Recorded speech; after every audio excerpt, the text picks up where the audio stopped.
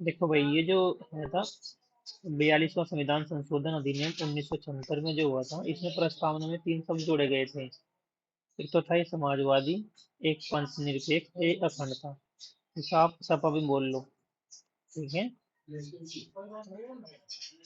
छात्र सपा और पैसा का पंथ, अखंडता, आगरन नारी। ठीक है।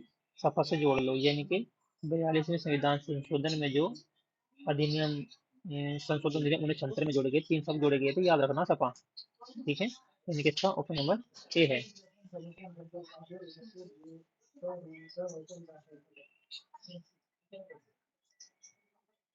ये क्वेश्चन बताओ भाई दूसरा। संविधान संविधान सभा की राज्य समिति के अध्यक्ष कौन थे? जवाहरलाल नेहरू। कौन थे? हाँ हाँ बोलो, हो सके सही। हाँ, अभिषेक। कौन से कौन थे?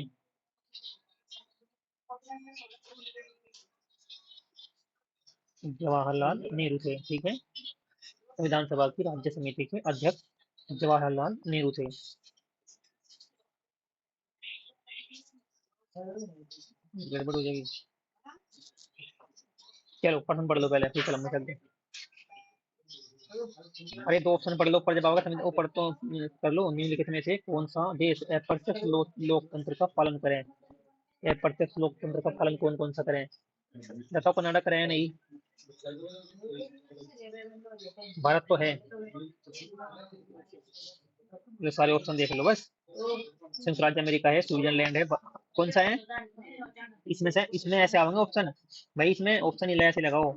ये मान लो ए है, मैं कैसे लगेंगे? अब देखो ऑप्शन इसमें, जैसे मान लो ए बी सी डी, या मान लो ऐसा लगेगा ए सी डी, या फिर ऑप्शन ऐसा लगेगा ए डी, ऐसे लगा ना ऑप्शन इसको। ठीक है, बताओ। यानी कि कनाडा है, भारत है, संयुक्त राज्य अमेरिका है। देखो मैं बता रहा हूँ, अभी मैं करा रहा हूँ इसमें एक तो, हाँ एक तो कनाडा है इसमें। ठीक है, अप्रत्यक्ष लोकतंत्र का पालन करें, यानी कि कनाडा भी करें। दूसरा हमारा भारत करे। ठीक है, और तीसरा संयुक्त राज्य अमेरिका करे, संयुक्त राज्य अमेरिका करे। ए बी और डी इसका आंसर है। ठीक है। क्वेश्चन आ रहा हूँ 4।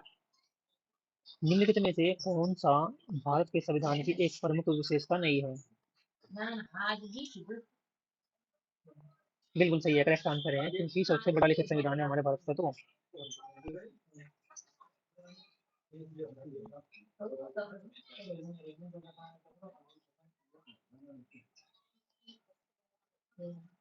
ठीक है, नेक्स्ट क्वेश्चन देखो।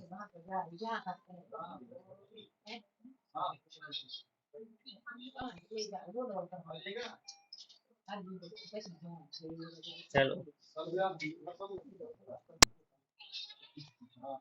अच्छा भी है। यानी कि आपके हिसाब से ये है कि संविधान सभा द्वारा किए गए निम्नलिखित कार्यों को क्रमशः सजाना था। देखो भाई, इसमें क्या करना था, ये भी क्रमशः सजाना था। पहला आंसर देख लो कैसे है, कैसे है इसमें। यानी कि ऐसे सजाना है। अब तुम्हें ये पता होना चाहिए कौन सी घटना पहले घटी, ठीक है, और कौन सी बाद में घटी। ठीक है, तो सबसे पहले जो घटना इसमें घटी थी, इसका आंसर जो है पीडीएफ में मिल जाएगा सारा, जब मिला लियो ना तो थोड़ा सा ऐसे आराम करना पड़ेगा। इसमें जो है ये क्वेश्चन नंबर ऊपर डी है। दो पहले, 2 3 1 4, 2 3 1 4, यानी कि सबसे पहले तो ई आई आपकी 2 नंबर पे, और उसके बाद में 3, और फिर यहाँ से आगे 1, और फिर जो है यहाँ पे आगे वही 4 नो है। यानी कि सबसे पहले क्या हुआ इसमें, सबसे पहले हुआ था इसमें संविधान संविधान सभा के अध्यक्ष के रूप में डॉक्टर राजेंद्र प्रसाद को बनाया गया सबसे पहले। ठीक है, उसके बाद में तीसरा उद्देश्य संकल्प को अपनाया गया। ठीक है, और उसके बाद में राष्ट्रीय अध्यक्ष को अपनाया गया, राष्ट्रीय ध्वज को। और सबसे चौथे में कहा गई राष्ट्रमंडल में भारत की सदस्यता का अनुसमर्थन। ये सबसे आखिरी का है। ठीक है, ये सबसे आखिरी का। ये देखो क्वेश्चन, इसमें है किस वाद में सर्वोच्च न्यायालय ने कहा कि प्रस्तावना संविधान का अंग है, और इसमें सांसद संशोधन कर सकती है। कौन सा केस था वो? मैंने पीडीएफ में भेज रखा है, पहले जो मैंने पढ़ाई थी ना, इसमें भेज रखा है, बताओ कि केशवानंद भारती में तो कहा गया कि संविधान है और जो है, और जो बेरू बारू केस था, एक बेरू बारू केस भी पढ़ाया था मैंने, बेरू बारू केस, जो बेरू बारू केस था उसमें इसे संविधान का अंग नहीं मानना गया था, लेकिन इसमें जो है केशवानंद भारती को मानना गया था। तो केशवानंद भारती जो बनाम भारत संघ का जो केस था, मामला था, उसमें वो कहा था कि उसमें संविधान का भाग है, संसद में संशोधन कर सके। तेज बोल रहा था मैं। आवाज ठीक आ रही है अभिषेक? अभिषेक,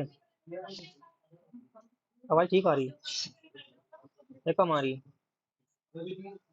कम, ठीक है। तो इसका ऑप्शन नंबर बी था। ये देखो क्वेश्चन।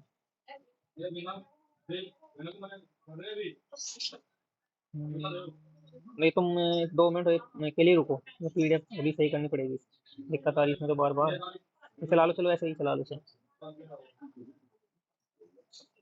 भारतीय संवाद को सहकारी संवाद किसने कहा? ऑप्शन दिखा रहा मैं इसके। Morris Jones, Ivor Jennings, B R Ambedkar और ग्रीनविल ऑस्टिन।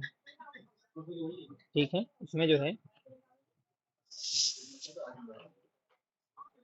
ग्रीनविल ऑस्टिन है इसका आंसर। किसका? कि भारतीय संवाद को सहकारी संवाद कहा किसने भाई? ये कहा ग्रीनविच ऑस्टिन ने। Number D. इसमें बताओ,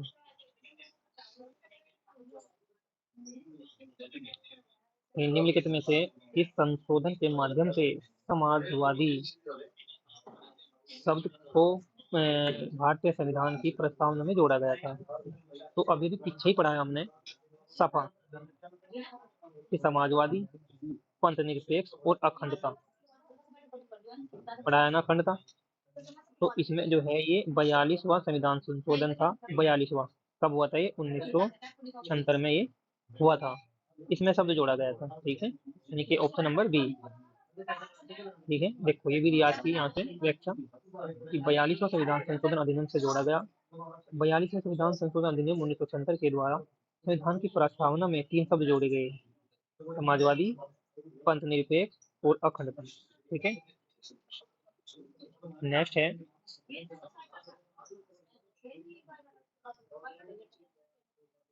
जिला न्यायालय के निर्णय उच्च न्यायालय के किस प्रकार के क्षेत्राधिकार के अधीन है?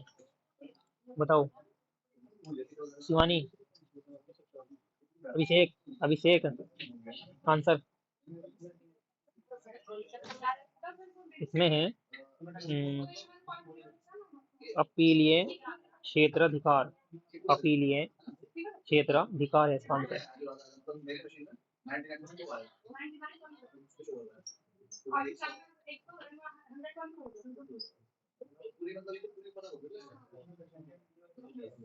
देखो वही क्वेश्चन है, और इसमें जो है निम्नलिखित में से किस न्यायाधीश को जनहित याचिका या जन याचिका का नेतृत्व करने के लिए जाना जाता है?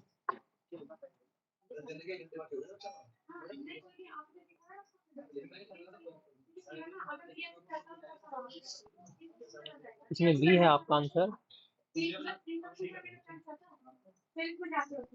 जस्ट बी है न्यायमूर्ति पी एन भगवती। ठीक है, पी एन भगवती है जो न्यायाधीश थे जनहित याचिका या जनहित याचिका के नेतृत्व करने के लिए जाने जाते थे। यानी कि याद रखना कि पी एन भगवती राय जो न्यायाधीश थे वे जाने जाते थे। व्याख्या पढ़ते हैं इसकी। भारत में जनहित याचिका का युग 1979 से शुरू हुआ, जब एक वकील कपिला हीगो रानी ने बिहार जेल में बंद कैदियों की स्थिति के बारे में सुप्रीम कोर्ट में एक याचिका दायर की। इस याचिका को हुसैन आरा खातून बनाम बिहार राज्य के नाम से जाना जाता है। इस मामले के परिणाम स्वरूप 40,000 कैदियों को रिहा किया गया। 40,000 कैदियों को रिहा किया गया, जिनके मुकदमे अदालत में लंबित थे। मामले की सुनवाई न्यायमूर्ति पी एन भगवती ने की थी, जिन्हें अब भारत में जनहित याचिका मुकदमा के जनक के रूप में जाना जाता है। हालांकि बाद में एस.पी. गुप्ता बनाम भारत संघ मामले में सुप्रीम कोर्ट ने जनहित याचिका शब्द को परिभाषित किया था। ठीक है, क्वेश्चन नंबर आपका ये है अभी 11वां क्वेश्चन है, सर्वोच्च न्यायालय के सदस्य न्यायाधीश के रूप में किसे नियुक्त किया जा सकता है?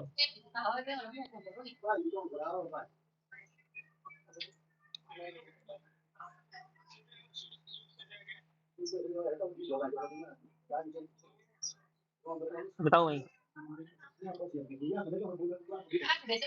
पता नहीं, अभी देखते हैं भाई। करेक्ट आंसर है भाई, बी आंसर है इसका। केवल वे लोग जो सुप्रीम कोर्ट के न्यायाधीश के रूप में नियुक्त होने के योग्य हो, यानी कि सर्वोच्च न्यायालय के सदस्य न्यायाधीश के रूप में जो नियुक्त किया जा सके, केवल वही लोग, वही व्यक्ति सुप्रीम कोर्ट के न्यायाधीश के रूप में नियुक्त किए जाएंगे जो नियुक्त होने के योग्य हो, लायक हो।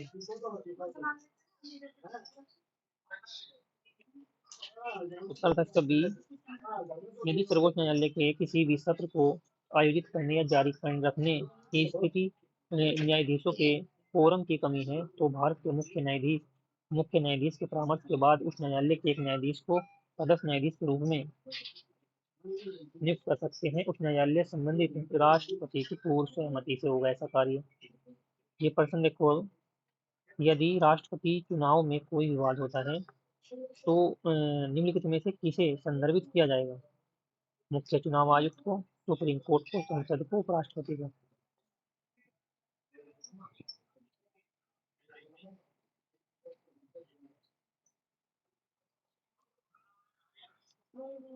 बी सुप्रीम कोर्ट को। ठीक है, इसका आपका सही आंसर है सुप्रीम कोर्ट।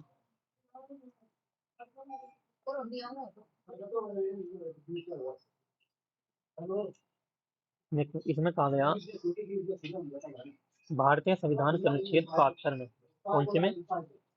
72 में, तो राष्ट्रपति या उपराष्ट्रपति के चुनाव के संबंध में सभी संदेह और विवादों की जांच और निर्णय भारत के सर्वोच्च न्यायालय द्वारा ही किए जाएंगे। अनुच्छेद 72 में कहा गया ऐसा। आर्थिक एवं सामाजिक नियोजन निम्नलिखित में से किसके अंतर्गत आता है?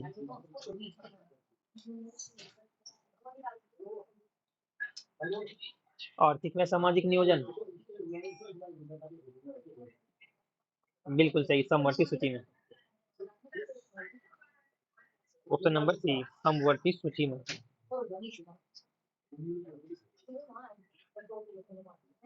समवर्ती सूची के अंतर्गत आर्थिक एवं सामाजिक नियोजन का अध्ययन आता है।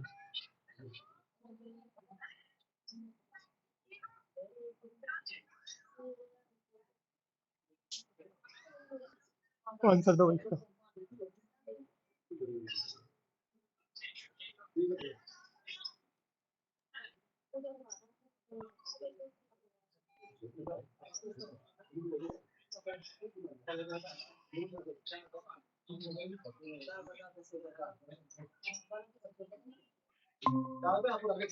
ये है सहकारी आयोग,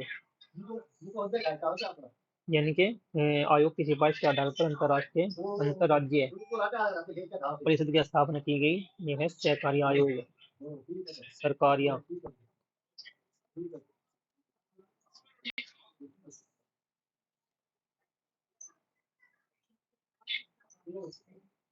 सरकारी आयोग की सिफारिश के आधार पर अंतरराज्य मामले समन्वय के संविधान के अनुच्छेद 263 के तहत 28 मई 1990 को अंतरराज्य परिषद की स्थापना की गई। अनुच्छेद 268 के तहत। ठीक है, ये बताओ संदर्भ।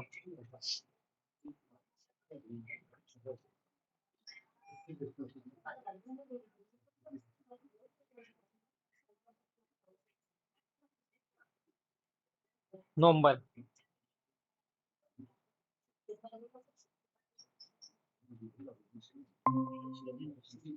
एक कौमी एकता सप्ताह, कौमी एकता सप्ताह हर वर्ष 19 से 25 नवंबर को मनाया जाए। ठीक है, कौमी एकता सप्ताह दिवस।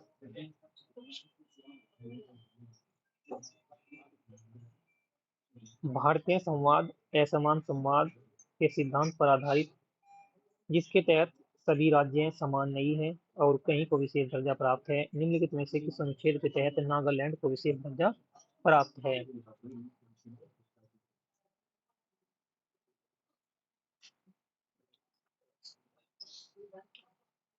ये है 371 ए।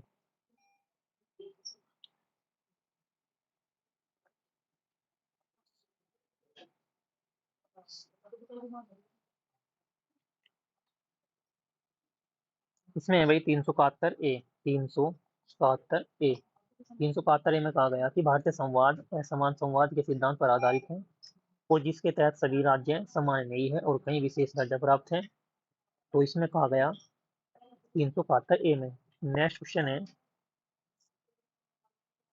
निम्नलिखित में से किस केंद्र शासित प्रदेश में न्यायिक आयुक्त का न्यायालय था? न्यायिक न्यायिक आयुक्त का न्यायालय था।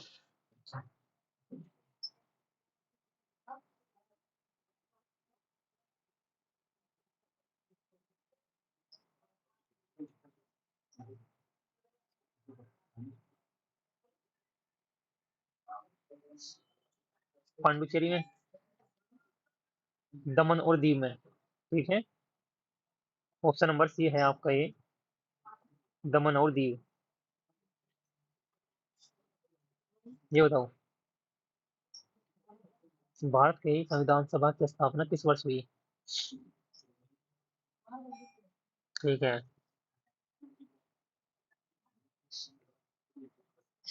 भारतीय संविधान की स्थापना 1900 दिसंबर 1940 तक संविधान सभा के चुनाव हो चुके थे।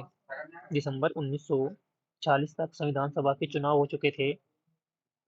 6 दिसंबर 1940 को संविधान सभा की पहली बैठक हुई। 6 दिसंबर को संविधान सभा के सदस्यों का चुनाव प्रांतीय विधानसभाओं द्वारा अनुपातिक प्रतिनिधित्व की एकल से कमरणीय मत प्रणाली के द्वारा किया गया। ठीक है, आंसर आपका सी है इसमें। निम्नलिखित में से कौन सुझाव देता है, क्या सुझाव देता है कि भारत में संसदीय लोकतंत्र प्रणाली है? आंसर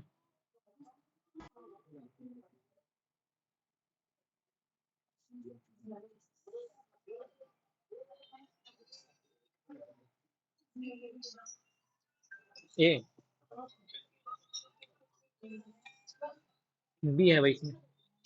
मंत्रिपरिषद विधानमंडल के प्रति उत्तरदायी होती है। मंत्रिपरिषद विधानमंडल के प्रति उत्तरदायी होती है।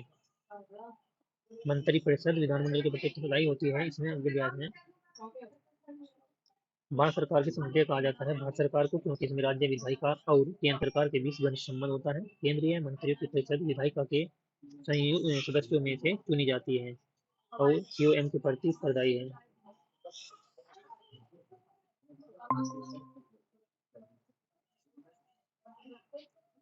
ये बताओ प्रश्न, पंचायती राज सबसे पहले राजस्थान में आया और उससे बाद में कहाँ से आया, यानी कि दूसरा जो है राज्य है वो कौन सा है?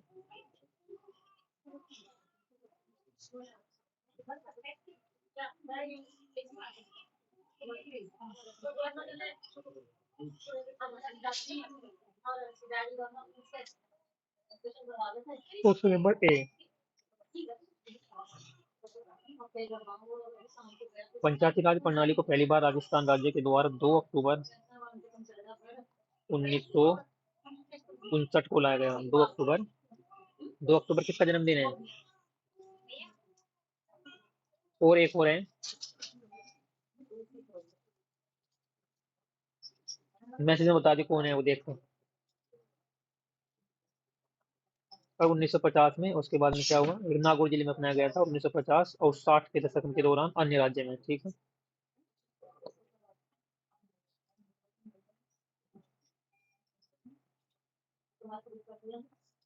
ये बताओ 21वां क्वेश्चन भाई, निम्नलिखित में से कौन सा अनुच्छेद समान न्याय के विचार और गरीबों को मुफ्त कानून सहायता प्रदान करने को बढ़ावा देता है?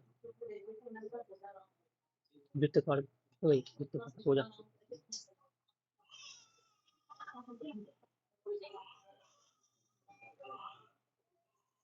करेक्ट आंसर है भाई, ऑप्शन नंबर सी है ये वाला, 39A। 39A में क्या कहा कि ये अनुच्छेद है न्याय के विचार और गरीबों को मुफ्त कानूनी सहायता प्रदान करने को बढ़ावा देता है।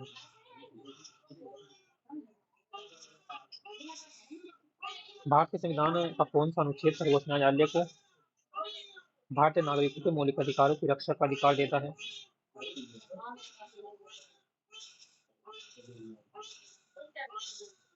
आंसर भाई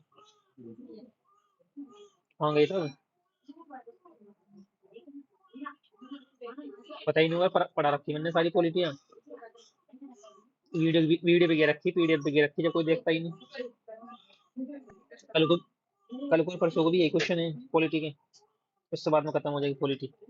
पॉलिटी मैंने वैसे पढ़ा दी थ्योरी में, और अब एमसीक्यू चल रही, पॉलिटी खत्म।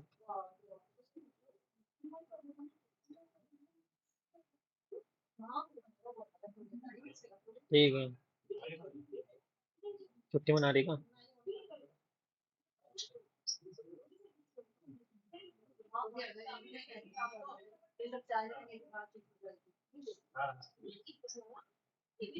देखो इसमें जो है अनुच्छेद जो है 32 बताया गया, भारतीय संविधान का अनुच्छेद 32 सर्वोच्च न्यायालय को भारतीय नागरिकों को मौलिक अधिकार की रक्षा करने का अधिकार देवे। अनुच्छेद 32 भारतीय संविधान के भाग 3 के द्वारा प्रदत्त अधिकारी के परिवर्तन के लिए संवैधानिक उपचारों से संबंधित है।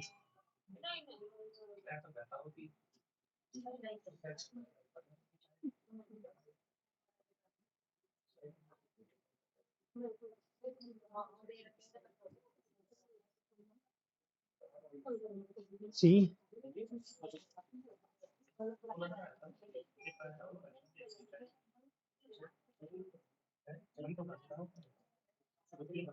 ऑप्शन नंबर ए है, इसमें 263 था, यानी कि अनुच्छेद 226 के अनुसार क्या है, उच्च न्यायालय मौलिक अधिकारों के परिवर्तन साथ साथ अन्य उद्देश्यों के लिए रीति जारी कर सकते हैं। इस प्रकार इस प्रावधान के माध्यम से उच्च न्यायालय को न्यायिक समीक्षा की शक्ति प्रदान की जाती है।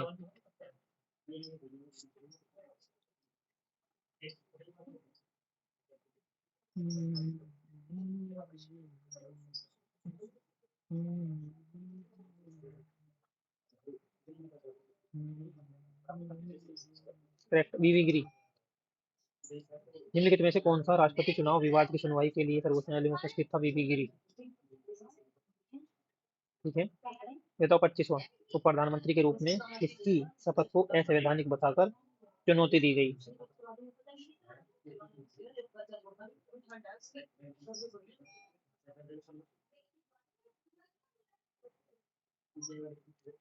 देवीलाल भाई, देवीलाल को दी गई। कितने क्वेश्चन है? चलो, 1990 में देवीलाल द्वारा उप प्रधानमंत्री के रूप में जो ली गई शपथ थी असंवैधानिक बताकर चुनौती दी गई थी, क्योंकि भारत का संविधान केवल प्रधानमंत्री और मंत्रियों की के लिए ही शपथ लेता है। 26वां क्वेश्चन है, निम्नलिखित में से कौन सा अनुपातिक प्रतिनिधित्व प्रणाली का अनुगुण है? नहीं है, अनुगुण नहीं है, बताना आपको। अत्यधिक महंगाई, उपचुनाव आयोजित करने की कोई गुंजाइश नहीं, अल्पसंख्यकों और सामूहिक हिताओं को बढ़ावा देना, यह मतदाता और प्रतिनिधि के बीच घनिष्ठ संपर्क स्थापित करना। भी है, यह मतदाताओं और प्रतिनिधियों के बीच घनिष्ठ संपर्क स्थापित करता है। अनुपातिक प्रतिनिधि प्रणाली में कई अवगुण हैं।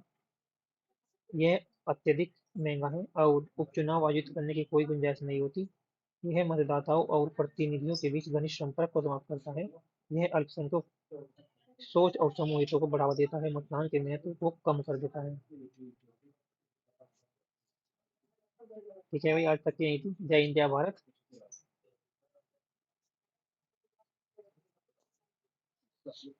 सुबह तो लगना नहीं समय,